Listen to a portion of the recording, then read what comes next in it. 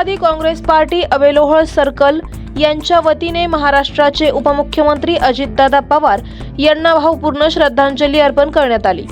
या श्रद्धांजली कार्यक्रमाला विलास सौदागर, अंकुश काळवणे, प्रदीप सोनवणे, सुभाष थोरात, प्रकाश दुबे, गणेश मते, युवराज शिंदे, संतोष गायकवाड, गणेश थोरात, रवींद्र दरेकर, बाळू काळे, शिवाजी चंदेल, रमेश निश्चित तसेच आदिनाथ पल्हाळ आदी मान्यवर पदाधिकारी व कार्यकर्ते उपस्थित होते। यावेळी सर्व उपस्थितांनी अजितदादा पवार यांच्या कार्याचा गौरव करत त्यांना भावपूर्ण श्रद्धांजली अर्पण केली। साहेब सुद्धा आहेत, सौदागर साहेब काय सांगणार, आज अजितदादा पवार आपल्यातून गेले, काय सांगाल?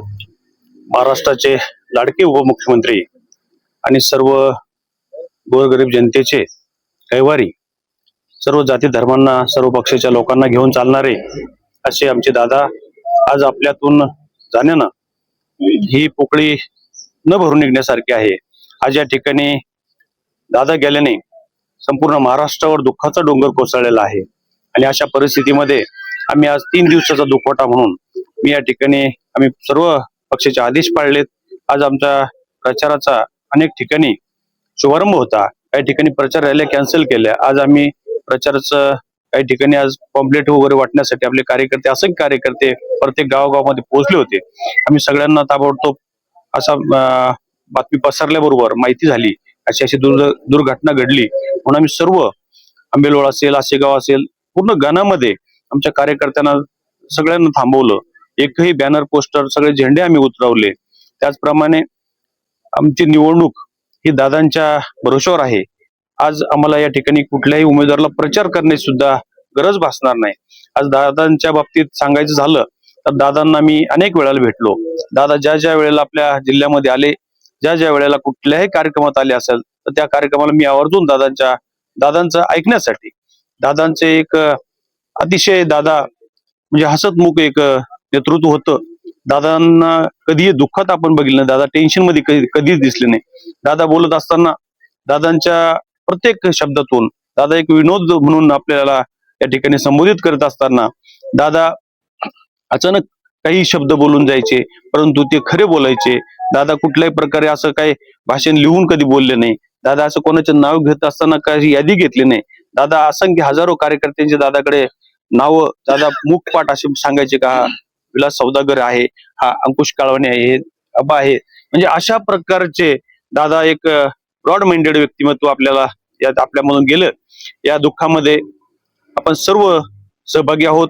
दादाच्या जाण्यानं आमच्यावरती उमेदवारावरच नव्हे तर मतदारावरती असेल, सर्व अखंड जनतेवरती दुःखाचा डोंगर कोसळलेला आहे। म्हणून मी या ठिकाणी माझ्या परिवाराच्या वतीने, राष्ट्रवादी काँग्रेस पक्षाच्या वतीने, संभाजीनगर जिल्ह्याच्या वतीने, गंगापूर तालुक्याच्या वतीने, आंबेलोळ गणाच्या गटाच्या वतीने मी या ठिकाणी माझ्या सर्व कार्यकर्त्याच्या वतीने आणि मतदारांच्या वतीने भावपूर्ण अशी श्रद्धांजली या ठिकाणी दादांना अर्पण करतो। आपण बघतोच आज महाराष्ट्र राज्यामध्ये एक दुर्दैवी घटना घडली। आज सकाळी महाराष्ट्राचे उपमुख्यमंत्री अजितदादा पवार यांचं अपघाती निधन झालं। या संदर्भात भावपूर्ण श्रद्धांजली अर्पण करण्यासाठी काय सांगाल? आज महाराष्ट्राला फार मोठ्या प्रमाणात दुःख झालं। एवढा तरुण नेतृत्व महाराष्ट्रातून गमावलं। आज आमच्या महाराष्ट्राला सर्व जाती धर्माला घेऊन चालणारा नेता पुन्हा होणे नाही। जसं छत्रपती शिवाजी महाराजांच्या राज्यामध्ये सर्व जातीला स्थान होतं, तसंच आताही महाराष्ट्रामध्ये आदरणीय अजितदादा पवारांचं नेतृत्व आणि अजितदादा पवारांचं मंत्रिमंडळ दोन्ही सगळे जर मंत्री बघितले, सगळ्या जातीला प्राधान्य देणारा नेता होता, सगळ्या जातीला घेऊन चालणारा नेता होता। म्हणून या ठिकाणी जादा ना बोलता बोलण्याजोगं खूप काही आहे, पण आज आमच्यावर एवढा मोठा प्रसंग आलेला आहे म्हणून देव त्यांना, पांडुरंग त्यांना खूप शांती देव।